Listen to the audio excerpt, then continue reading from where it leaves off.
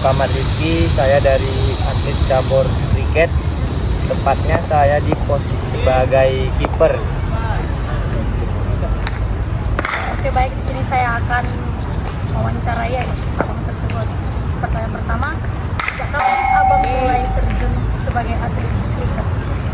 Sejak kapan ya? Sebenarnya saya sebagai atlet kriket nih baru.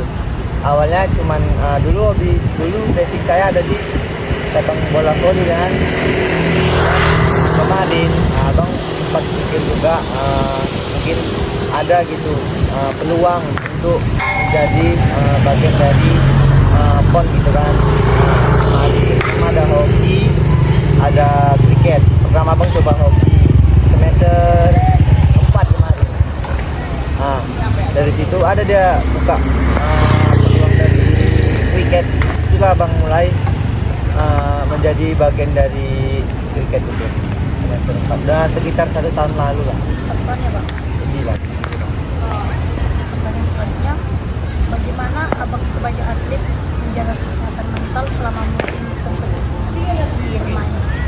Kalau menjaga kesehatan mental, kalau saya pribadi hindari kata-kata yang negatif itu di dalam pikiran kita. Jauhi kata-kata negatif, ambil aja positif yang dari yang kita dapat itu. Pokoknya intinya itu negatif itu jangan kita ambil, positifnya aja kita ambil.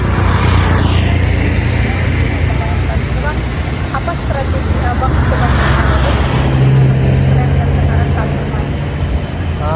Strategi saya pada saat bermain stres mungkin itu pasti ada, cuman cara saya itu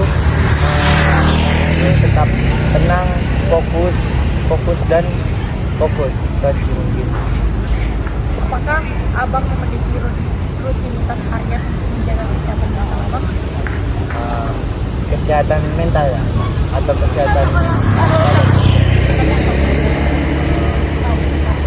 sering kalau supaya mental kesehatan juga terjaga, abang ngelakuin itu motivasi diri sendiri gitu, supaya lebih kuat lagi, supaya diri saya sendiri ini kuat untuk menghadapi segala rintangan. Itulah kira-kira mungkin. Bagaimana abang sebagai atlet menghadapi kekalahan atau kegagalan dalam pertandingan? Kita juga gimana ya, siapa sih yang mau kalah kan, untuk menghadapi kekalahan atau itu. Intinya kita kalau misalkan udah berusaha semaksimal mungkin tapi memang kita udah kalah, kita coba belajar dari kesalahan itu dan kita perbaiki terus menerus untuk kedepannya agar kesalahan itu tidak terjadi. Keluarga dan teman dalam menjaga kesehatan mental abang? Peran keluarga mungkin doa sih yang paling terkuat menurut abang, dan juga untuk teman kadang-kadang juga kita kan dalam perut ini pasti ada gitu mengikut acara itu, jadi kita harus butuh bantuan seorang teman juga. Kita dikasih motivasi, dikasih saran, dikasih supaya kita tuh biar nggak jatuh mental gitu.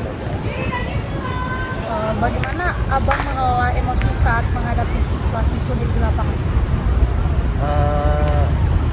Menghadapi situasi emosi pada di lapangan. Sejauh ini abang belum ngerasain emosional kali gitu yang berada di lapangan itu. Makanya abang selalu kalau mau emosi itu pasti kalau kita ada emosi kita udah kalah.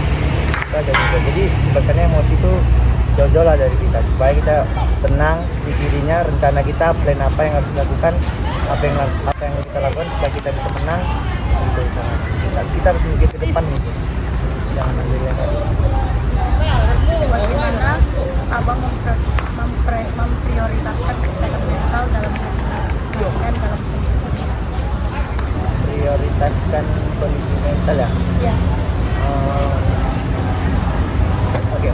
ibaratnya abang selalu menanamkan dalam diri itu supaya kesehatan mental abang terjaga juga, untuk gimana abang bisa meraih medali emas itu dan juga bisa membanggakan kedua orang tua. Itu aja sih.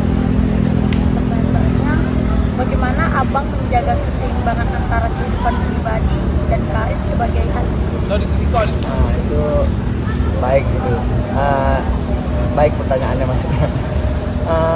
Dulu waktu kehidupan pribadi itu ya contohnya tidur tidak teratur, makan tidak teratur, pokoknya hal-hal yang kehidupan pribadi waktu abang belajar itu tidak teratur lah gitu ya.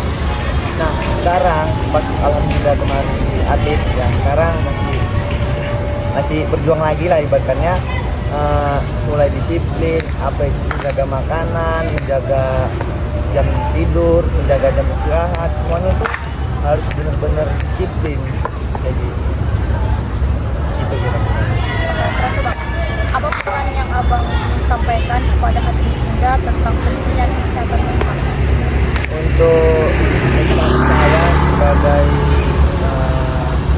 generasi kedepannya, pesan saya untuk jika ada suatu saat nanti terganggu mental atau secara langsung, contoh nih ada nih tapi enggak, contoh si A ngasih tahu kita nih si A ini, sedangkan dia itu lebih kurang daripada kita, bagus kita lah timbang dia ini kan si A ini. Nah, jadi apa yang dikasih tahu dia jangan kita ambil negatifnya, kita ambil aja bagus, dan dia mungkin dari dia ini bagus untuk kita.